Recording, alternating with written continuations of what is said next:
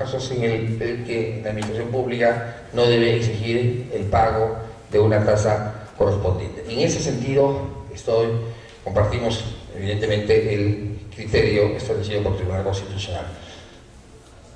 Sí, exactamente. En consecuencia, pero lo que yo no comparto, dentro de los fundamentos, como lo he dicho en lo breve de la exposición, es que los tribunales administrativos, y podemos ahí hacer una excepción vía un dispositivo legal, determinados entes administrativos como el Tribunal Fiscal sí pueden hacer una interpretación de la norma, pero no todos. O sea, yo no sé de dónde sacan que los tribunales administrativos tienen el control difuso. O sea, eso me parece un lapsus preocupante para los temas de carácter administrativos.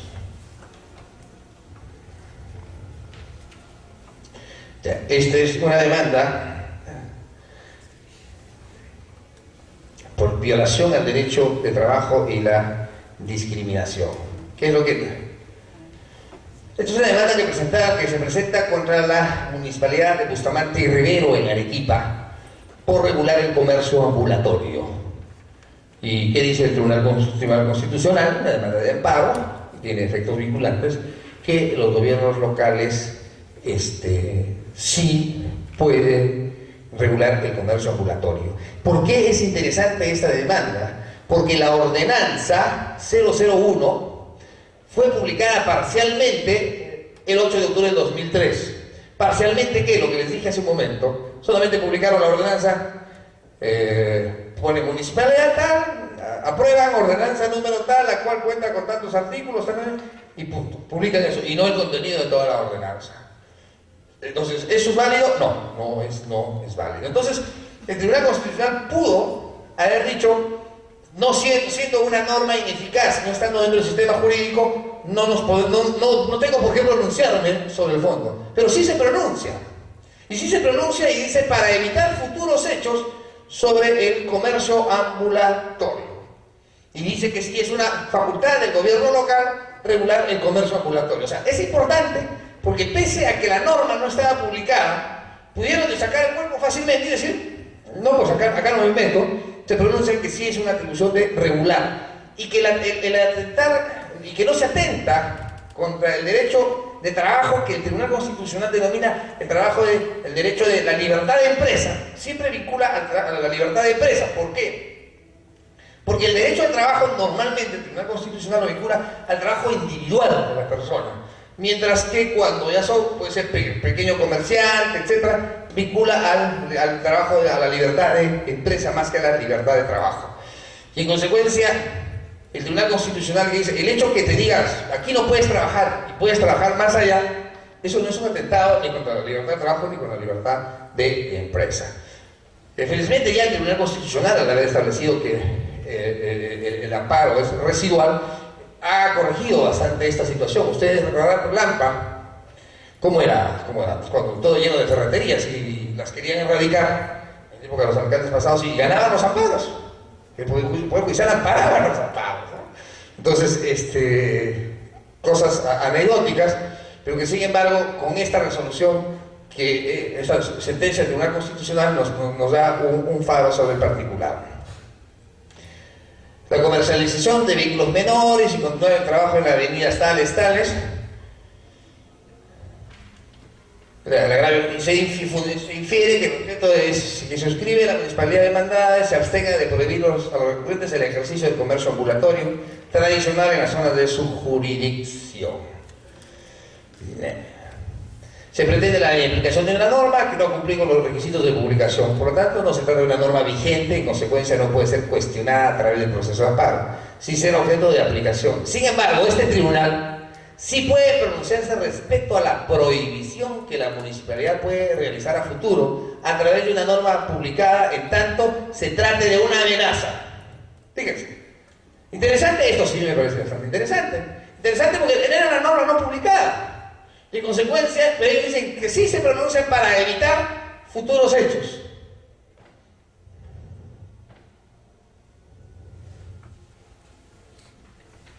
Estando así, el artículo 83 de la Ley Orgánica de Municipalidades dice: tienen competencia para regular y controlar el comercio ambulatorio dentro de su jurisdicción. Por lo tanto, la municipalidad demandada es competente para regular el comercio ambulatorio dentro del distrito de José Luis Bustamante y Rivero, en Arequipa.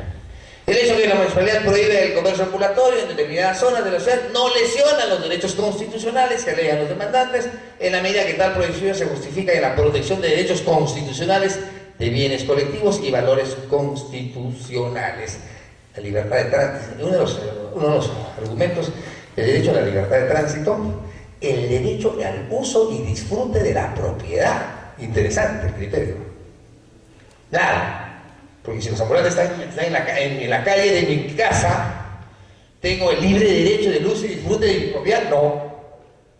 Y en consecuencia, aquí sí hay unos criterios sumamente interesantes que el Tribunal Constitucional los aplica. Imputada la demanda de amparo, pero los criterios que en ella se ponen son sumamente interesantes. La calle 8, para los bares y las discotecas que clausuró Lucho Castañeda. Contra la resolución de la Cuarta Sala Civil de Lima, que declara infundada la demanda de autos. Amparo contra la Municipalidad de Lima y la Dirección de Comercialización y Fiscalización de la Municipalidad Metropolitana. Sin efecto la resolución de alcaldía, una RA, de diciembre, que declaró infundada el recurso de apelación y la nulidad de la resolución directoral e infundada la nulidad del procedimiento de autorización municipal de funcionamiento del local comercial. Diferente al otro, acá era sobre la licencia de funcionamiento. ¿Por qué? Porque ahora tenemos la ley marco de las licencias de funcionamiento, pero también en la ley, que ya desde el 2012 la teníamos, procedimientos administrativos, nos habla de las licencias de procedimiento, sobre el otorgamiento de las licencias de funcionamiento, que es de aprobación automática, si yo cumplo con todos los procedimientos establecidos en el TUPA, y además en la propia ley orgánica de municipalidades, la actual desde el año 2003, y la anterior vigente desde 1984 hasta mayo del 2003, es una atribución del gobierno local otorgar la licencia de funcionamiento. Incluso todo tipo de actividad debe tener licencia de funcionamiento. Uno es una discusión sobre, ustedes habrán ido a Cieneguilla, y hay estas canteras al lado izquierdo donde se extraen recursos no metálicos, el hormigón, la piedra zancada, el cerro, y necesitas autorización del gobierno local donde pertenece, sí, que son la extracción de los albleos ahora establecidos en la norma. Necesitas una autorización, o sea, necesitas una licencia para operar, sí. Entonces, toda actividad con puerta cerrada, puerta abierta, necesita una autorización, con las excepciones que establece la propia ley, la ley marco de licencia de funcionamiento, evidentemente, donde están en muchos casos las entidades del sector público, los hospitales, los nosocomios, etcétera, ¿no? Los cementerios, que no necesitan licencia de funcionamiento. Imagínense que a los cementerios le piden licencia de funcionamiento, ¿no? Yo no sé quién le va a tramitar ahí. Y piden que se declare la invalidez de la resolución. ¿Qué es lo que dice el Tribunal Constitucional? Que la clausura del local ya han establecido un fundamento anteriormente, y que no vulnera ningún derecho constitucional, puesto que ha sido emitida en virtud de la ordenanza de la autonomía del gobierno local. Los gobiernos locales tienen autonomía dentro de sus competencias, sí. Una competencia exclusiva del gobierno local es otorgar licencias, sí. En consecuencia, ahí no hay discusión. Ahí puede reglamentar el gobierno local de acuerdo a la zonificación, índices de uso, parámetros, y esto se establece en el Plan de Desarrollo Urbano. Es decir, solamente se puede ordenar la clausura del local si se ha incurrido en alguna de las causales de aplicación de la sanción de clausura definitiva, tal como lo prevé el artículo 14 de la ordenanza 235. Claro. La clausura local, si hay una infracción, evidentemente, si no tengo ninguna infracción, no pueden disponer la clausura de mi local. Acá hacen una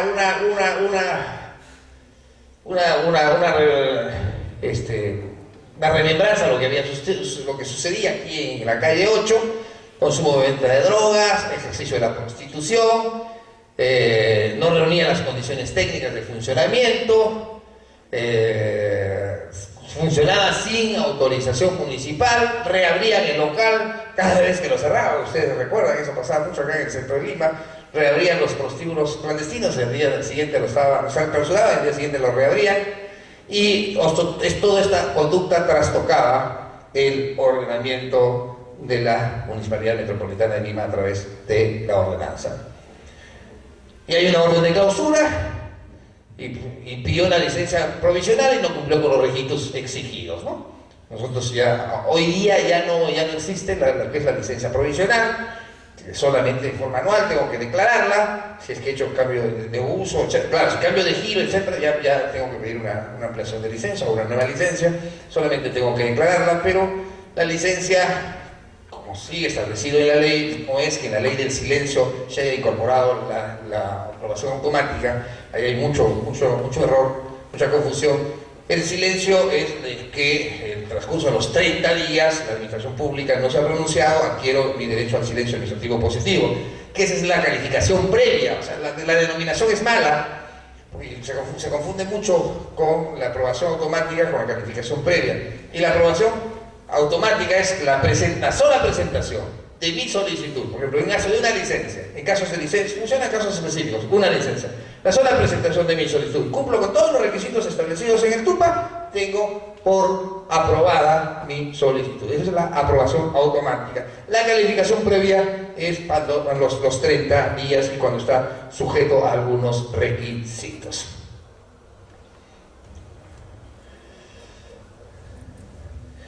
Entonces habla del 195, suprimir licencias, derechos, tema con mandato constitucional, licencias de derechos municipales conforme a ley. La apertura de una discoteca, mención del artículo 68, y otorgar licencia, y en la ley orgánica de municipalidades otorgar licencias de apertura de establecimientos comerciales e industriales y actividades profesionales y controlar su funcionamiento de acuerdo a ellas. Evidentemente que aquí sí las municipalidades tienen una competencia única. Cada entidad debe identificar los procedimientos que realiza ante ella los ciudadanos para obtener un pronunciamiento siempre que esta satisfaga una necesidad precisa y tenga relevancia en la práctica. Lo que hoy en día se ha establecido con los TUPAS que fueron sacados del decreto legislativo 757, es la ley de promoción a la inversión privada, y que ahora están regidos por el 079, en los TUPAS tienen que establecerse los requisitos que se requieren para obtener las licencias. Todo aquel requisito lo que se pida y no está establecido en el TUPA, silencio administrativo positivo. O sea, aquí la ley en ese sentido sí es beneficiosa para el administrado, porque al administrado le da la concesión frente a la negligencia de la administración. La ley antes era la inversa, se castigaba al administrado por la negligencia de la administración.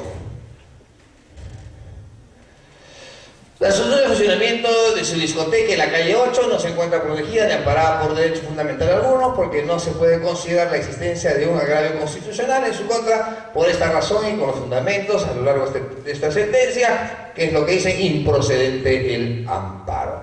¿Por qué esto es importante? Esto es importante por lo siguiente, porque establece que la facultad, al igual que en el comercio ambulatorio, la facultad del gobierno local de poder reglamentar el otorgamiento de las licencias de funcionamiento. Y si el gobierno local se excede en algunos requisitos que puedan pedir más allá de lo que la norma puede establecer o más allá de lo mínimo necesario para obtener una licencia, a través de la ley de procedimientos administrativos, criterio que discrepo, pero que es válido para que uno lo pueda utilizar, se puede denunciar al INDECOPI como una barrera burocrática. O sea, ahí una denuncia del INDECOPI califica como barrera burocrática determinada ordenanza, y con lo cual debe sacarse ese requisito establecido en la ordenanza. Entonces, por lo menos ahí hay un control. Discrepo porque es un control administrativo frente a una ordenanza que tiene rango de ley y que tiene otro tratamiento para enervar su validez. Sin embargo, para dar la posibilidad al administrado de enervar una ordenanza, que muchas veces presentar la demanda de inconstitucionalidad nos es difícil, pero por el número de firmas, las características, o un colegio profesional, en consecuencia, sí es válido. Acepto la posibilidad, la tesis de que el INDECOPI califique como barrera burocrática que la ordenanza transgrede un dispositivo legal. Bien, y con esta terminamos precisamente en el tiempo que habíamos establecido sobre este es el expediente 038-2004 sobre la ley 28.212, que crea la unidad remunerativa del sector público y establece primero se denomina Ley de Desarrollo Constitucional del artículo 39 de la Constitución Política del Estado, después modificada por el decreto de urgencia 038,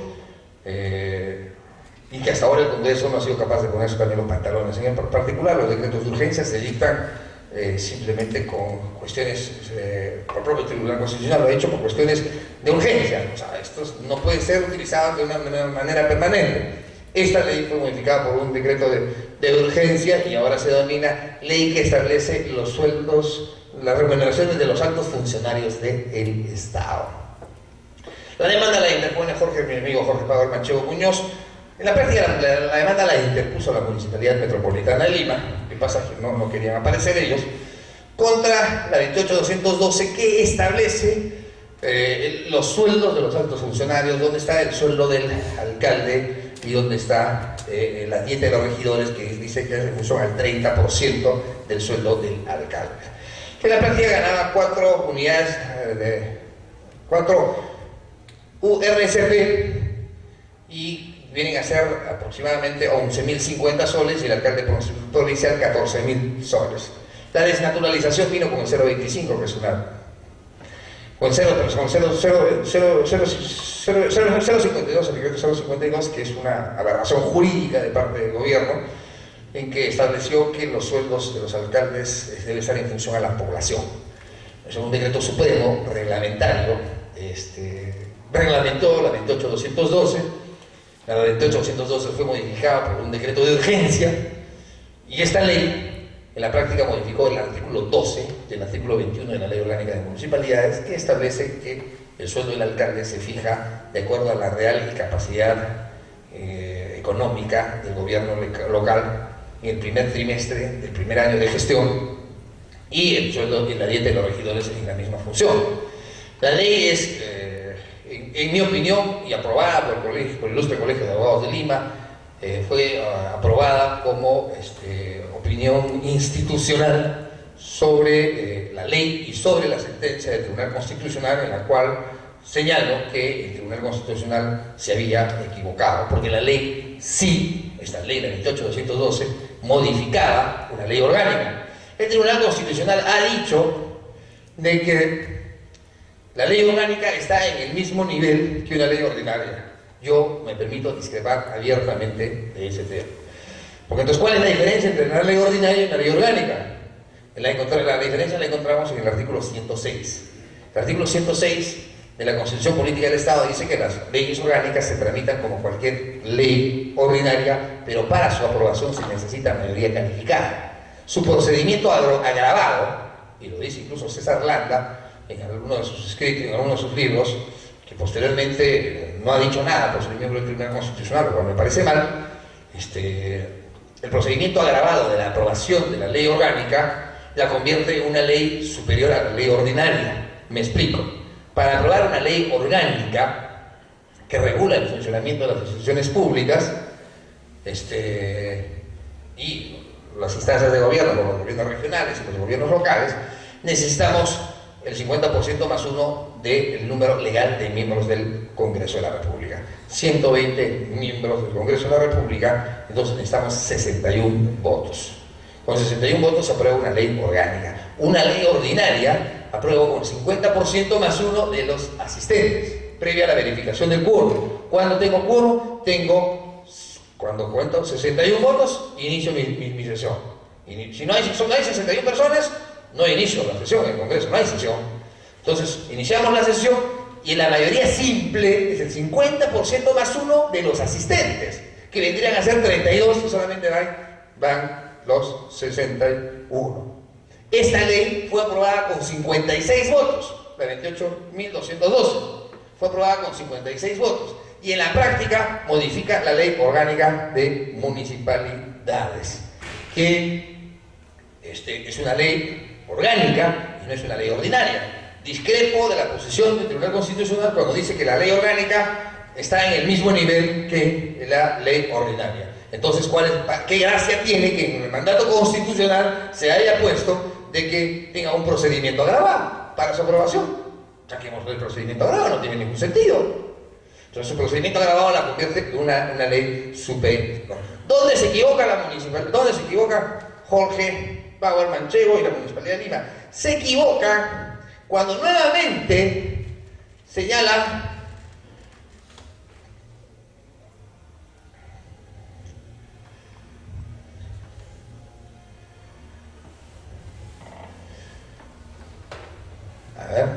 acá. Son inconstitucionales por contravenir los artículos 194 y 195 de la Constitución, que las municipalidades tienen autonomía económica. No, pues, o sea, nuevamente en la demanda, el presidente dice, están atentando contra la autonomía. Perdón, el tema no era por ahí. El tema era que vía una ley ordinaria se estaba modificando, pues no era inconstitucional, sino la ley era ilegal porque modificaba la ley orgánica de municipalidades. O sea, se equivocan en la pretensión. El Estado, el Poder Legislativo, ¿puede legislar sobre los sueldos de los altos funcionarios? Sí. Eso no es competencia municipal. El tema no era porque están atentando contra la autonomía del gobierno local. Gravísimo error. El tema era, señor, una ley ordinaria está modificando la ley orgánica de municipalidades. Porque entonces el Tribunal Constitucional le dice, entonces también el Poder Judicial debe protestar porque se estaría modificando el sueldo de los magistrados. También el Consejo Nacional de la Magistratura va a protestar porque está modificando la autonomía de los sueldos de los miembros del Consejo Nacional de la Magistratura, el Jurado Nacional de Elecciones. El tema no era por la autonomía. El tema era, señor, está modificando la ley orgánica vía una ley ordinaria, vía una ley de inferior jerarquía. Artículo 51 de la Constitución Política del Estado, principio de legalidad. Y lo peor de todo es que acá se habla, bueno, entonces se habla que la ley no atenta contra la autonomía económica. Claro, les dieron pues rienda suelta a los miembros del Tribunal Constitucional. Lo peor de todo de esta norma es que, y el Tribunal Constitucional aquí sí estuvo mal, especialmente mal, que dice, pues, o sea, la ley dio 2 meses de plazo para que se adecue, y no es una ley de procedimiento. Sabemos que por las leyes de procedimiento o de proceso se adecua a todos los procesos en trámite, eso no hay discusión. Entonces, da 2 meses, esta ley, el reglamento, se dictó, apenas ingresó García al gobierno, el 2006, julio del 2006,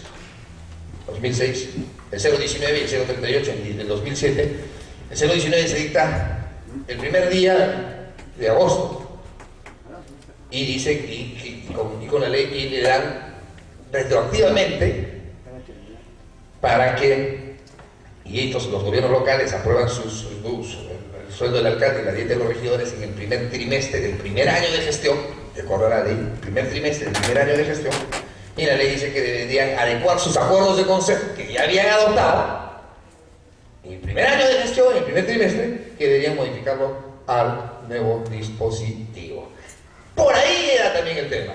El tema, señor, ninguna ley tiene efecto retroactivo. Está proscrita la irretroactividad de la norma, solamente en materia penal puede haber retroactividad de la norma. Entonces era por dos lados, hay una violación al principio de legalidad, conforme al artículo 51 de la Constitución Política del Estado, que es una ley orgánica, era modificada por una ley ordinaria, punto 1, y punto 2, la ley tenía una disposición de carácter retroactivo que sí era inconstitucional en ese extremo, porque atentaba contra el artículo 138 y 139 de la Constitución Política del Estado. Bien, amigos, les agradezco